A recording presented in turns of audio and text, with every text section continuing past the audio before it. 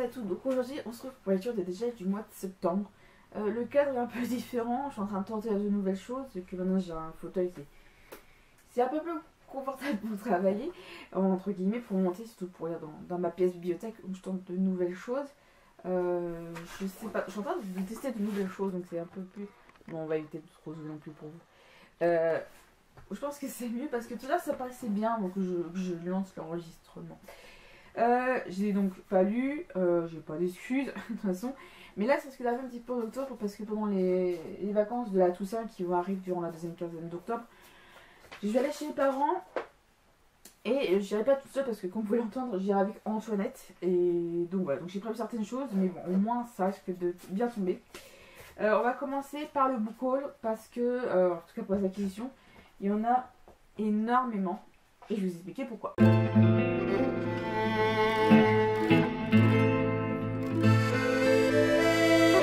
Pourquoi j'en ai autant? Donc, dans la commune où je travaille en tant qu'animatrice maintenant, il y a une boîte à livres et j'ai dû faire, je crois, 3 allers-retours, enfin entre mon lieu de travail et la boîte à livres en question qui est seulement à 2 pas de mon lieu de travail en tant qu'animatrice. Et il y en avait pas mal et en fait plein de livres donc je n'avais pas connaissance d'existence.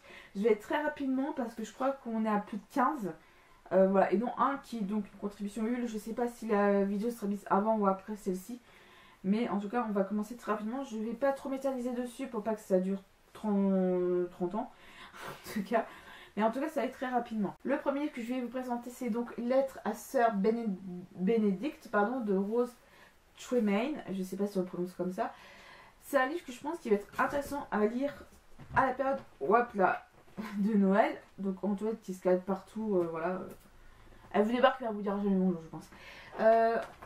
Parce que justement, l'action se fait justement, en tout cas par rapport de hivernale, notamment de Noël, parce qu'il marque à l'approche de Noël dans les rues de Londres, pleines de l'animation joyeuse des veilles de fête.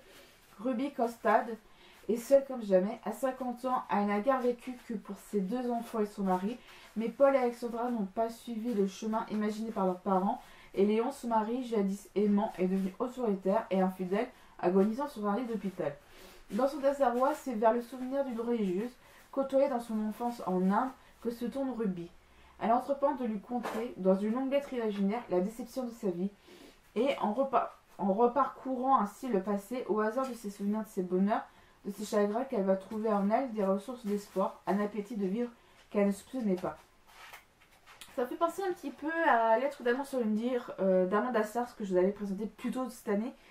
C'est un peu ce principe de... Amanda Sars, elle écrivait, c'était une femme pareille qui est plus dans la quarantaine, qu'elle écrivait à un japonais qu'elle avait rencontré et dont elle était tombée amoureuse. Et là, c'est une lettre... où justement le personnage de Lettre d'amour sur le dire justement raconte sa vie, et là c'est à peu près le même schéma, à peu près à l'approche de Noël.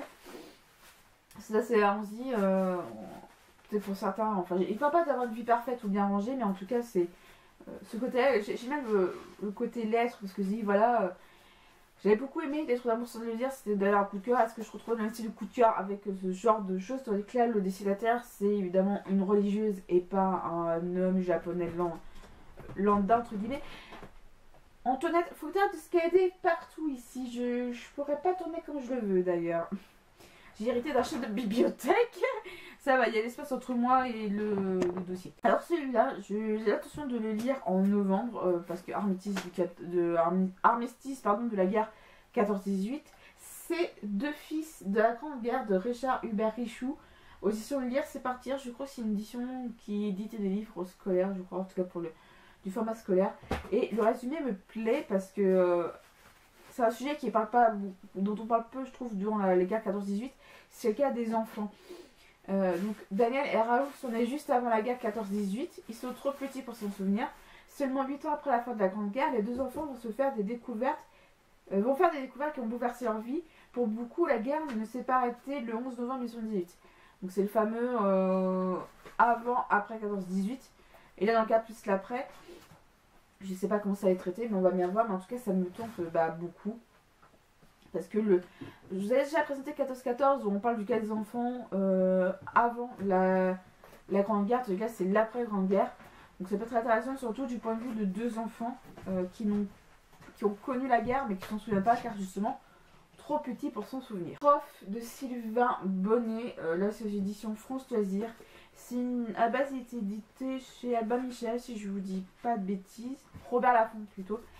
Donc là en fait c'est un témoignage du jour de Sylvain Bonnet qui était prof dans des quartiers difficiles. C'est la vie quotidienne dans un collège de banlieue, un établissement comme les autres, raconté avec émotion et tendresse par un prof de français, une démonstration éclatante de l'intelligence des enseignants et du caractère périmé du système. Donc moi qui a été accès dans des écoles maternelles, dans des quartiers jugés sensibles, je pense peut-être me reconnaître même si c'est pas le même niveau scolaire parce que là je crois que ça, je sais pas si c'est Sylvain Bonnet était prof de collège, prof de français dans un collège ou dans un lycée, mais je sais pas si je vais me reconnaître dedans. On verra bien. Et Sortir du paradis, carnet d'un archéologue en Orient, 1955-1995, de Jean Perrault, audition de Fallois. Alors, moi, l'archéologie, ça fait 36, mais en tout cas, je suis catholique, donc je pense que ça me regarde un peu de près quand même, enfin de loin ou de près. Le récit que nous fait la Bible de la sortie du paradis terrestre d'Adam et Ève conserve comme un écho de l'aventure vraie des anciens hommes du Moyen-Orient, tel qu'il est possible de le reconstituer aujourd'hui, mais que deviendra-t-il ensuite, d'où le titre aussi. Je vais pas vous faire le résumé total parce qu'il est très très long. Voilà, je vous conseille de vous renseigner sur le livre si vous voulez vraiment en savoir plus. Donc c'est ni un roman ni un ouvrage scientifique, mais plutôt l'exposé d'une longue quête que Jean Perrault mena sur le terrain pendant plus de 40 ans. Donc ça tombe bien. 2 secondes, j'ai en tête qui va faire une bêtise. En fait, elle est trop haut. Et ça me plaît pas. Chef de bibliothèque, je veux bien, mais faut pas pousser le bouchon trop loin. Donc je vous disais que voilà, je suis ni archéologue. Voilà, je suis passionnée d'histoire, mais je suis pas archéologue. Je suis pas dans ce domaine-là. C'est une vieille édition parce que quand je vois que le prix est marqué en francs, je suis... Ouais, le livre est un peu ancien. Il date des années 97, donc vous voyez bien avant. Donc ouais voilà, donc c'est un livre que je pensais pas pouvoir prendre. Je sais pas pourquoi je l'ai pris, peut-être parce que ça part du jardin d'Éden, des trucs comme ça. Donc on verra bien ce que ça va donner par la suite. Un nouvel ordre écologique par Luc Ferry chez les livres de poche de leur collection Biblio-Essai. Donc c'est un essai, pareil. Alors là il est plus récent, c'est un texte intégral et heureusement. Je m'intéresse un peu à l'écologie, je me comprends. J'essaie de faire des trucs pour l'environnement. Comme c'est le cas là, c'est vrai que c'est dans une boîte à livres, donc on les a gratuitement. Mais c'est vrai, comme je vous disais, je sais plus si je l'ai publié d'ailleurs, mon organisation sur les livres de format poche, je disais que je vous encourageais dans la mesure du possible à acheter les livres neufs pour les auteurs, machin. Mais dans des cas comme ça, où c'est des livres où vous pensez pas que ça vous plairait et tout... etc. Je pense faire un livre sur différents moyens d'avoir les livres peut-être moins chers ou comme ça. Mais moi je suis genre je pense que la majorité de mes livres dans mes bibliothèques c'est des livres neufs par choix. Voilà, parce que je me dis je paye l'auteur etc. pour son travail. Mais des livres comme ça ou des livres comme ça qui sont peut-être plus forcément édités ou il faut vraiment pour les trucs de location à des premiers robolants, je sais de quoi je parle, j'ai déjà vu des livres à 40 euros. Des livres comme ça, hein, genre à 40 euros. Mais voilà, là le livre il a l'air récent parce que le prix est en euros. C'est un indicateur de s'il est récent ou pas. Bon là il marque 92. Pourtant le prix est en euros. Donc je pense que le livre, cette édition-là est plus récente. En format poche. Le nouvel ordre écologique, donc l'arbre, l'animal et l'homme. Je pense que c'est... Comme je dis, c'est un essai. On verra bien, je suis pas très scientifique, donc je sais pas ce que ça vaut. Mais on verra bien. En tout cas, c'est le titre et la couverture qui me beaucoup. Un garçon singulier de Philippe Grimbert, toujours chez le livre de poche. Et c'est le livre où vous avez le fameux livre offert pour des livres de poche achetés. Et que c'est impossible à enlever parce que c'est imprimé sur la couverture. Je déteste. Donc voilà. Donc aussi un livre de poche. Donc voilà. Maintenant que j'ai appris à le connaître et je l'aime et il m'effraie tout à la fois. Lui et sa mère vont trop loin, mais tous deux ont eu raison de mes résistances. Une simple annonce sur les murs de la faculté a sorti Louis de sa léthargie pour le précipiter sur la page de son enfance à la rencontre d'une mère et de son fils, deux êtres hors du commun qui vont bouleverser sa vie et l'amener à affronter ce qui dormait en plus au profond du même. Donc ça a l'air de parler d'homosexualité. Euh, Parce que le résumé ça a l'air de parler d'homosexualité, mais on verra bien. Enfin, ça vient s'envisager ça. Soit j'ai raison, soit je fais à côté de la plaque, mais en tout cas le récit il est tout fin. Il fait même pas 200 pages, donc ça va être très rapide à lire je pense. Mais voilà, un petit livre tout à fait sympa. La variante chilienne de Pierre Roufas dans la collection Folio.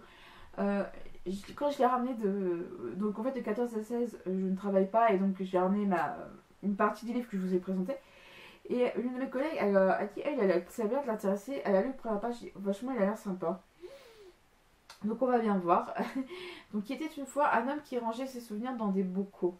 Deux vacanciers réfugiés pour l'été au fond d'une vallée le rencontrent. À Margot, l'adolescente épris de poésie, et à Pascal le philosophe, l'homme au caillou raconte l'histoire du village noyé de pluie pendant des années, celle du potier qui voulait retrouver la voix de Clovis dans un vase, celle de la piscine transformée en potager, celle de l'hélicoptère qui cueillait des noix. 3 petits points. Donc on verra bien. Voilà des différentes vies qui se croisent et enfin l'histoire de plusieurs personnalités de cette personne peut être vraiment intéressante à lire. Ça a l'air d'être au fur et à mesure, enfin ça, je pense qu'on va un cas singulier des petites histoires avec une petite morale, quelque chose comme ça, bah à la fin je sais pas. C'est ce genre de livre où je prends et que ça m'intrigue, je vais voir ce que ça donne. Alors là, celui qui m'a pas entendu, qui n'a jamais entendu ce livre, du moins de nom, parce que ça j'en ai parlé avec mon père, et c'est vrai qu'il y a eu des séries, il y a eu des films là-dessus. Je sais même pas si c'est une édition, c'est bien texte intégral. Jacou le croquant pardon, de Jeanne Leroy, donc au livre de poche, dans les classiques de poche. Voilà, qui n'a pas entendu parler de Jacou le croquant, du moins de nom. C'est écrit assez petit. Mais j'ai entendu parler de Jacou le croquant en parler parce que série, film, plein de choses comme ça. Et donc ça m'a toujours intriguée. Et donc j'ai le livre en format poche. Voilà, ça a l'air d'être. Je sais pas si c'est de l'historique. Enfin, ces obscurs fonctionnaires de Montignac en Dordogne, Eugène Leroy qui les a pendant 20 ans après la mort du Michelet, le vœu célèbre de l'historien décrit un livre populaire. Un livre qui s'adresse au peuple, lui raconte son histoire, exprime sa révolte à l'égard des puissants qui l'oppriment et son inquiétude face à la disparition du monde rural et des modes de vie traditionnels. Dans une œuvre à la fois naïve et colorée, sombre et cruelle, Leroy met la fiction au service de la mémoire collective. Il offre en même temps qu'un document sur la vie rurale, symbole de toutes les souffrances paysannes, dans le Périgord au début du XIXe siècle, un roman d'aventure militant, dans lequel le discours de la France de cette époque double en permanence le récit d'une révolte paysanne sous la Restauration, un conte auquel ne manquent ni les loups ni les sorcières, mais un conte politique animé par la revendication de la justice sociale et traversé par le souffle immense de l'épopée révolutionnaire.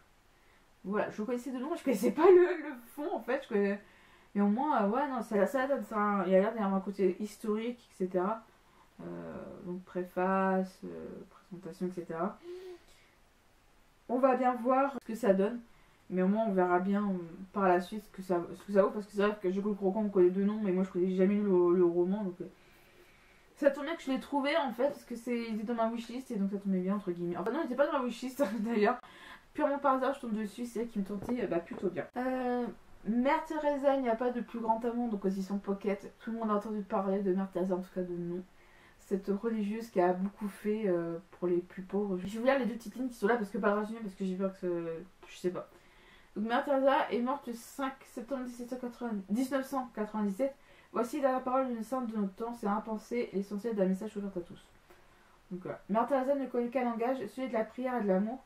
Elle ne cherchait pas à nous convertir à ses convictions religieuses, ne prêche aucune morale, n'enseigne rien d'autre que le don et le pardon.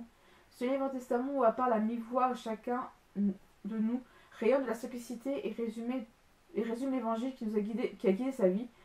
J'arrive plus à parler, voilà.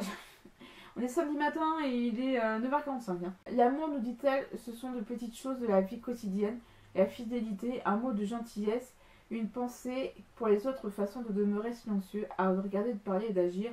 Aimer, ça doit être comme vivre et respirer jusqu'à notre dernier jour. Voilà, donc c'est comme ils sont du paradis, je suis catholique, donc ça me sent un peu, je pense qu'on est tous concernés par ce genre de... Peu importe notre religion, qu'on est tous concernés par ce genre de message. Donc on verra bien. C'est pas bientôt fini de Claude Sarraute chez France Loisirs. Là aussi, c'est l'air d'être une vieille édition. Donc, qui dit tapage chez Plomb. Je n'ai pas l'année d'édition de celui-là.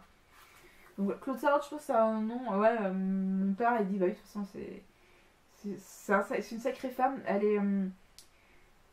Je me rappelle, je l'ai trouvé des vidéos sur YouTube de l'émission Panique dans l'oreillette. Elle avait participé aux côtés de Garou. En fait, c'était. Au début, j'avais tapé Garou dans YouTube, j'avais vu cette interview. Enfin, cette émission-là, et il était aux côtés de Claude Sarraute. Et elle m'a fait rire pendant tout le long, cette dame en fait. Je sais pas quel âge elle a aujourd'hui, je crois qu'elle a plus de 90 ans, minimum. Mais ça m'a bien fait rire parce que c'est vraiment le côté où moi, elle m'a fait rire pendant. Je crois que c'était pendant plus de 2 heures. Pratiquement 2 heures, 1h30, 2 heures. Et franchement, elle a une personnalité qui est touchante, on s'attache facilement à elle. Enfin, elle m'a bien fait rire pendant 1h30, 2 heures. J'aime bien la découvrir autrement. Elle avait fait un livre, interview, entre guillemets, avec Laurent Ruquier. Donc là, je vais la découvrir d'ailleurs par ce résumé-là, par ce livre-là, pardon, et son entretien qu'elle a fait avec justement Laurent Ruquier. Je pense aussi me le procurer parce que il me plaisait, enfin, il me tentait bien parce que c'est une manière de la découvrir différemment. Donc elle a 93 ans un peu actuellement, donc 93 ans, quand je dis qu'elle a vraiment 90 ans, on verra bien, voilà. Moi je le découvre, c'est tout qui a vraiment l'air d'avoir une vie passionnante et qui me fait rire. En tout cas, moi, m'a fait rire. La femme abandonnée de Madeleine Chapsal, pardon, édition Fayard. De ce que j'ai compris le résumé, c'est donc à la base une nouvelle de Balzac. Et donc elle s'est inspirée de cette histoire, enfin de cette nouvelle pour Madeleine Chapsal s'est inspirée de cette nouvelle pour écrire ce roman en fait. Donc tout simplement, voilà, elle a un petit peu remanié pour que ça s'adapte à notre époque et tout, donc c'est vraiment intéressant. Et voilà. Louis XVII, l'énigme du roi perdu de Philippe Conrad aux éditions du Dumay. Donc c'est une vieille édition, comme vous avez pu voir. Je sais pas quand est-ce qu'elle a été édité d'ailleurs, parce que je trouve pas en 88 pardon. Le cas, je suis passionnée par ce cas-là, et donc là, vu que c'est une vieille édition, j'en ai une qui est plus récente, qui est donc le 17, la piste argentine. Je suis passionnée par cette énigme-là, donc je vous conseille vivement de vous renseigner. Je vous mettrai, je pense, en barre d'infos le secret d'histoire sur Louis XVII. Certes, il date du début de l'émission, donc en 2008. Malheureusement, toutes les vidéos de l'ombre d'un loup sont en privé, parce que bizarrement, je trouve ça dommage, parce que l'ombre d'un loup sur Louis XVII était plus récent, il doit dater de 2015-2016. Mais je suis passionnée par cette énigme-là, et voilà, je voulais vraiment avoir cette version-là, comme c'est le cas il y a plus de 20 ans. Plaidoyer impossible pour un vieux président abandonné par les siens de Philippe Alexandre aux éditions Albin Michel. Donc je pense que ça parle en effet du cas de François Mitterrand. François Mitterrand n'a pas attendu d'abandonner l'Élysée, sa puissance et sa gloire, pour se soumettre au jugement de l'histoire.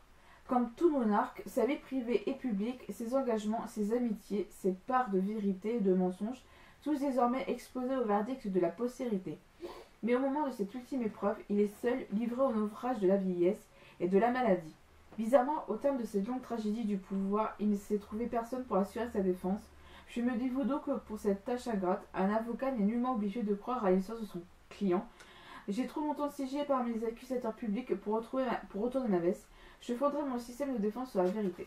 Donc apparemment, Philippe Alexandre a l'air d'être un avocat. Merci Antoine de tout faire tomber. Je te revaudrai ça. Donc voilà, donc François Mitterrand, je connais de nom, je suis née sous un mandat de François Mitterrand. C'est vrai qu'il a une vie un peu mouvementée, il a eu une fille cachée qui a été révélée, etc. Donc, à voir. L'arbre blanc dans la forêt noire de Gérard Adam aux éditions La Longue Vue.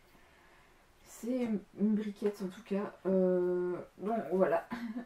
Un jeune médecin belge, Ghislain de Sèvres, débarque à Bonzo, une petite agglomération de Kalibi en Afrique centrale, pour y prendre la tête d'un hôpital. Dans le cadre de la coopération belgeo-calibienne, il va y découvrir l'Afrique et ses sortilèges par l'intermédiaire de personnages fascinants. Diana, la jeune religieuse noire, Malou, dont il fera sa compagne, Kakuba, le poéticien en disgrâce, Binda Passi, le sculpteur, Lémi et Seba, le musicien errant, Chris, l'infirmière danoise. Vaste fresque multiple résonance, portrait d'une Afrique accablée de tous les maux mais riche d'avenir. Ce roman est une méditation sur un continent que l'Europe n'a pas fini d'explorer, roman d'aventure aussi, avec la révolte du bas fleuve et l'intervention des parachutistes français et belges, critique d'un régime dictatorial, de la corruption institutionnelle, le récit de Giscard de Sèvres, arbre blanc dans une forêt noire, à valeur d'exorcisme, mais face à l'envoûtement d'une Afrique dont nul ne peut sortir indemne. Je connais très mal justement l'Afrique par vis-à-vis de ses us et coutumes, et je me demande si c'est un bon moyen justement de découvrir ça au travers d'une personne de couleur blanche dans un pays où tous les gens sont noirs. Donc là vraiment dans la forêt noire, je pense que le titre colle bien. Noël à Thompson Hall et autres nouvelles d'Anthony Trollope, audition Lerne. Donc voilà, c'est un recueil de nouvelles que je pense que je vais lire au moment de Noël. Je vais pas le résumer parce que vu que c'est des nouvelles, j'ai envie de me laisser verser. Je pense que ça va être lu à Noël parce que l'écriture elle est assez grosse. Donc voilà, donc ça vaut le coup je pense à Noël de le lire, en tout cas sur la période de décembre. Au nom du père de Françoise Bourdin, aux éditions de Belfond. C'est un livre qui a... C'est mon limite de Françoise Bourdin que j'ai acquis, parce qu'il y en a que j'ai acheté à Françoisière il y a un bon moment, je crois il y a un an. Plus d'un an. Gabriel Larcher a vécu des années de gloire avant de retomber dans l'ombre. Alors que deux de ses enfants, Dan et Valentine, ont marché dans ses pas en embrassant la course de mobile, Nicolas a fait un autre choix en devenant médecin dans leur petite ville de la Ferté-Saint-Aubin, au cœur de la Sologne. Pourtant, aucun des trois ne parvint à trouver grâce aux yeux du père, qui distrait son amertume en les dévalorisant sans cesse. À Nicolas, il reproche d'avoir tracé sa propre trajectoire. À Dan, il a coupé l'herbe sous le pied en dénigrant sa capacité à gagner des courses. Et il décide de ne plus financer Valentine, dont la carrière de pilote de rallye a pourtant bien commencé. Las de se cacher de leurs blessures et de rater dans leurs amours à cause d'un héros qui voudrait briller seul, les trois enfants et leur mère vont chercher chacun à sa manière comment s'émanciper, quitte à faire voler en éclats l'apparente harmonie de la famille. Dans ce roman touchant, vrai et plein d'espoir, Françoise Bourdin nous parle de tous, quel que soit notre âge, nos origines et notre histoire, en nous rappelant que, au-delà des regards des autres, il appartient à chacun de prendre son propre destin. Mais je crois même le seul roman que j'avais de Françoise Bourdin, c'est Les Ciernes de Saint-Malo, et je crois que c'est pas d'histoire familiale, mais j'ai jamais eu de roman où ça parle justement d'histoire familiale comme ça, donc ça va être une bonne occasion de découvrir Françoise Bourdin aussi autrement que par Les Ciernes de Saint-Malo, que d'ailleurs je n'ai pas lu non plus. Et le dernier livre que j'ai présenté, que j'ai trouvé dans cette boîte à livres près de mon boulot, c'est une histoire qui va être un peu folle parce que vous dites pourquoi comme ça.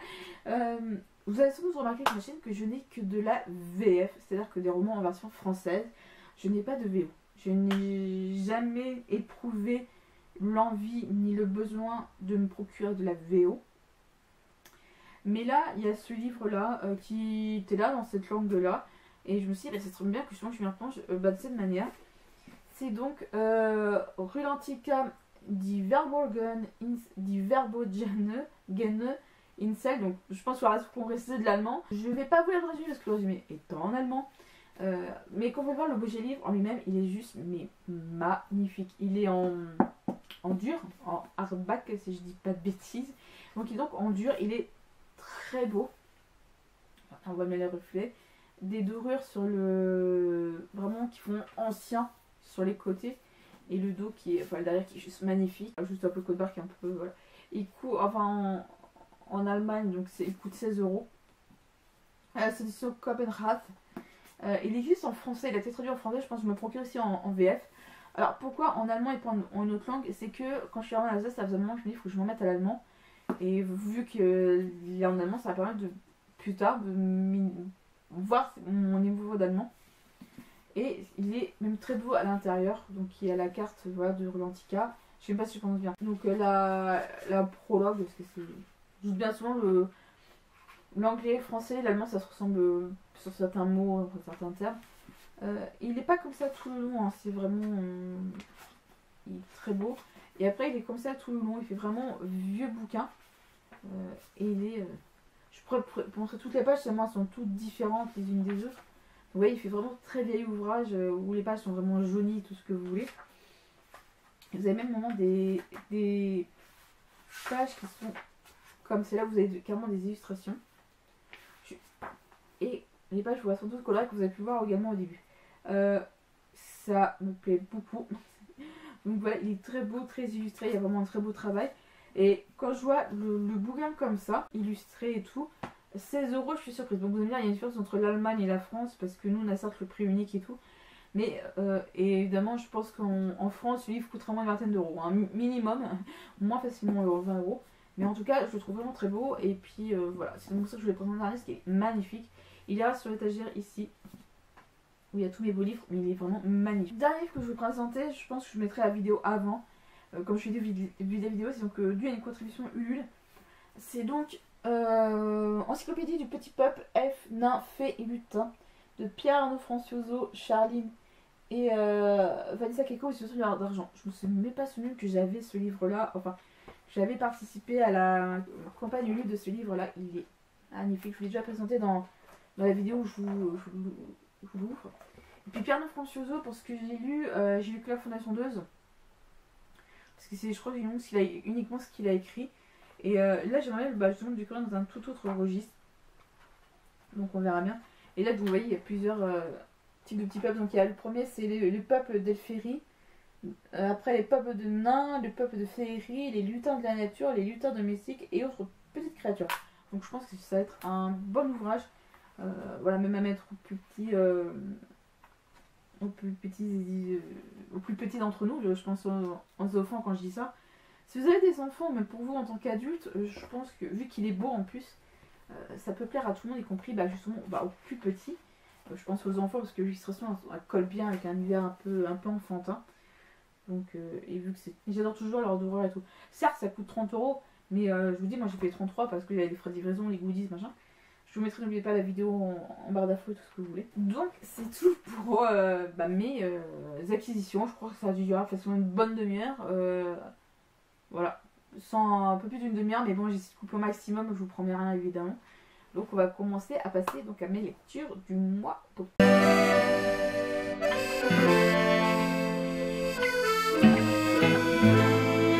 Qui dit octobre dit forcément Halloween, en tout cas le mois de l'horreur, si on peut se permettre ça. Je vais lire, en tout cas en format, enfin l'écouter en format audio, mais j'ai un format papier. C'est justement Avec tes yeux de Sir Cédric. Là, je l'ai aux éditions France Loisirs.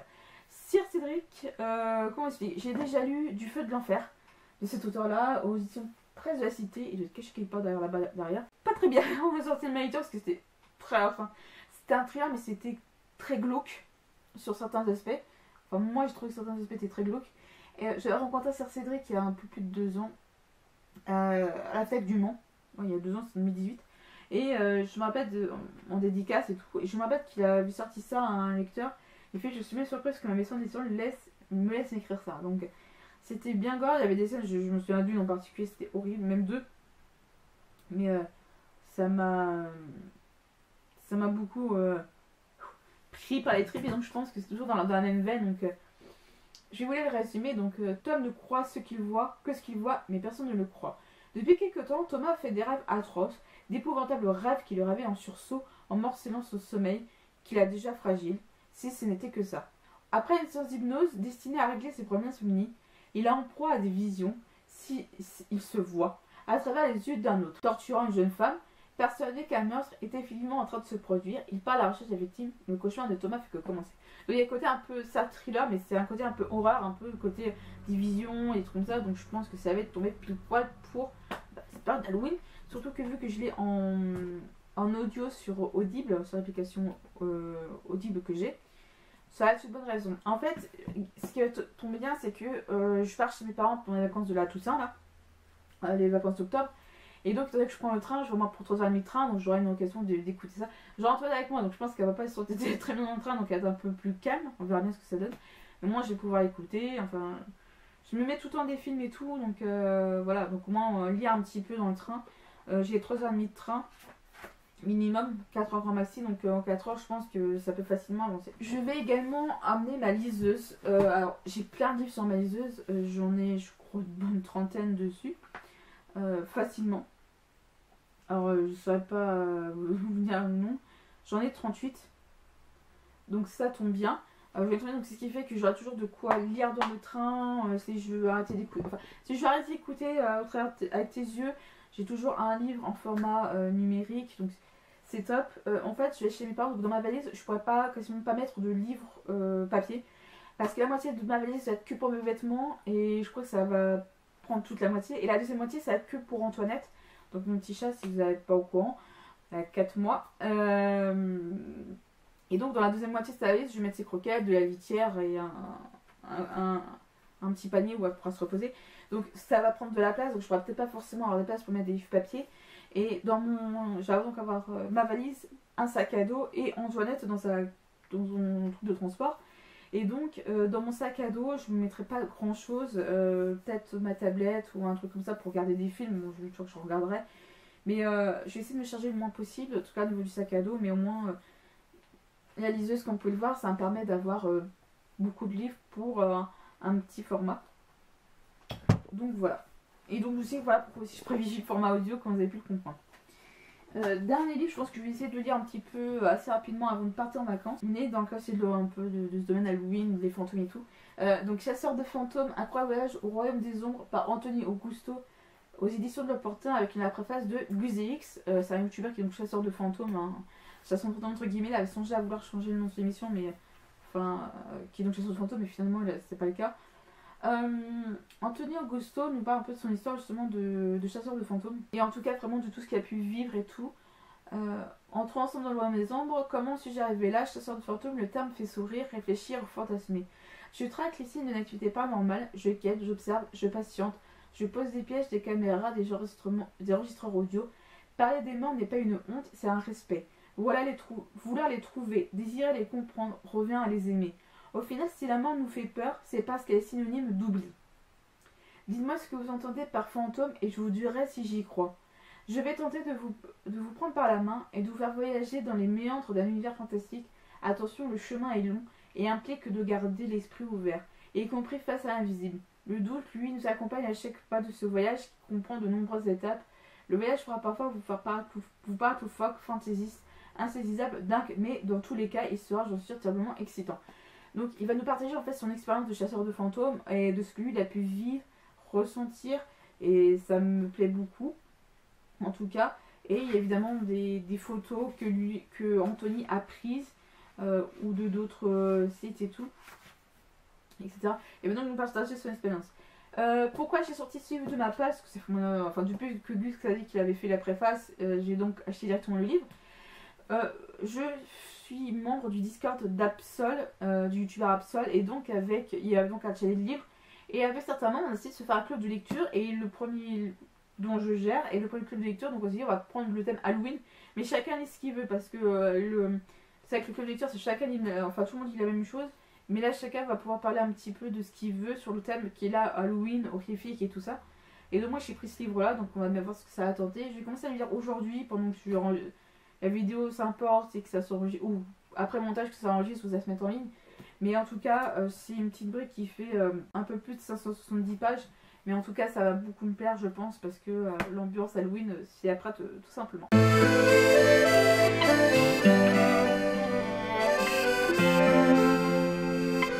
Cette vidéo de lecture déjà est terminée. J'espère que ça vous a plu. Je suis désolée que ça a duré très très longtemps. Je m'en veux parce que vous avez tout ce que j'ai acquis, je vous en parlais un minimum et tout, et voilà. J'espère que d'ailleurs ce nouveau cadre vous plaît. On va mettre mes bibliothèques derrière. N'hésitez pas à mettre en commentaire ce que vous en pensez. Et sur ce, je vous dis donc de bonne lecture. Et moi, j'irai donc monter cette vidéo et ranger tous les livres que je vous ai présentés.